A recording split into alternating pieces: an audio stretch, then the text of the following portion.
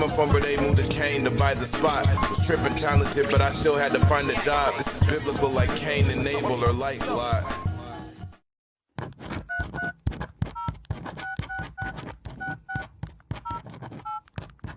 The astronaut stared at the dials while he peered down on creation from orbit. He wrote in his notebook, scratching for words like an archaeologist digging for a hidden city. He wrote, "Today was as normal as it could be under the circumstances. Still haven't broken through.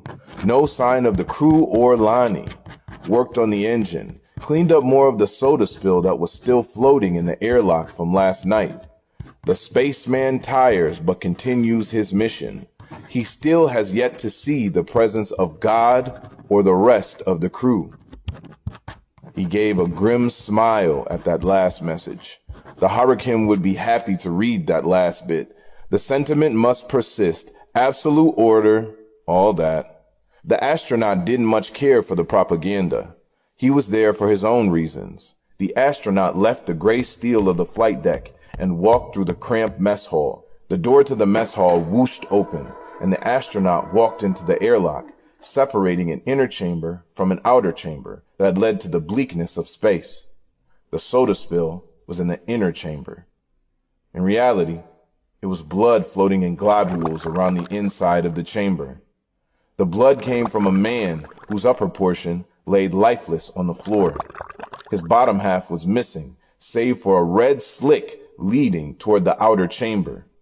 The door to the outer chamber had 3 large claw marks in it, and as the astronaut looked, he could see a flicker of motion in the outer room through the scratches.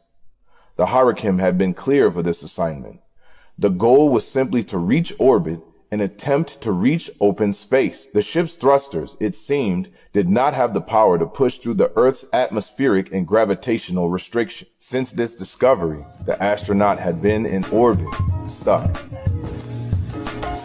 A millionaire, I just needed a lifeline. Now we at the villa, I'm checking the flight times. I knew I was meant to be different. Some nights crying in silence. I prayed to God for guidance, now life's fine. A millionaire, I just needed a lifeline. Now we at the villa, I'm checking the flight times. I knew I was meant to be different. Some nights crying in silence.